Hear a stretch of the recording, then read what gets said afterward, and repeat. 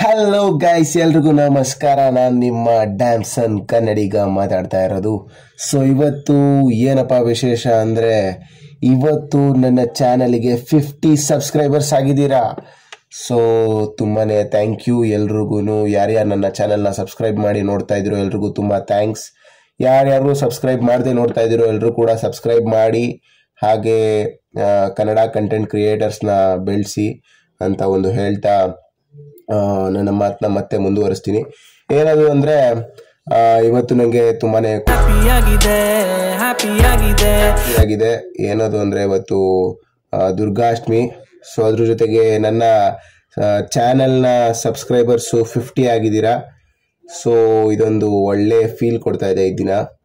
And ನಾನು ಸುಮಾರು ದಿನದಿಂದ ವಿಡಿಯೋಗಳನ್ನ ಹಾಕೋಕ್ಕಾಗ್ತಿಲ್ಲ. ಬಿಕಾಸ್ ಯಾಕೆ ಅಂದರೆ, ನಾನು ಸೆಕೆಂಡ್ PU ನಲ್ಲಿ ಇರೋದ್ರಿಂದಾಗಿ ನಾನು ಈಗ ವಿಡಿಯೋಗಳನ್ನ ಜಾಸ್ತಿ ಹಾಕ್ತಾ ಇಲ್ಲ. ಯಾವುದಾದ್ರೂ ರಿಚುವಲ್ಸ್ ಇದ್ದರೆ ಅಥವಾ ಯಾವುದಾದ್ರೂ ಫೆಸ್ಟಿವಲ್ಸ್ ಇದ್ದರೆ ಅದದ್ದು ಮಾತ್ರ ನಾನು ವಿಡಿಯೋಗಳನ್ನ ಹಾಕ್ತಾ ಇದ್ದೀನಿ. ಸೊ ಇನ್ನೇನು ಫೆಬ್ರವರಿ ಬರ್ತಾ ಇದೆ. ಫೆಬ್ರವರಿ ಆದಮೇಲೆ ಟೆಸ್ಟ್ ಎಲ್ಲ ಮುಗ್ದಾದ್ಮೇಲೆ, ಎಕ್ಸಾಮ್ಸ್ ಎಲ್ಲ ಮುಗ್ದಾದ್ಮೇಲೆ ನನ್ನ ನೆಕ್ಸ್ಟ್ ವ್ಲಾಗ್ಸ್ಗಳೆಲ್ಲ ಅದು ಕೂಡ ಕಾನ್ಸ್ಟೆಂಟ್ ಆಗಿ ಕನ್ಸಿಸ್ಟೆನ್ಸಿ ಇರುತ್ತೆ. ಸೊ ಇದಿಷ್ಟನ್ನ ಹೇಳ್ತಾ ನನ್ನ ಈ ಒಂದೆರಡು ಮಾತುಗಳನ್ನು ಮುಗಿಸ್ತಾ ಇದ್ದೀನಿ.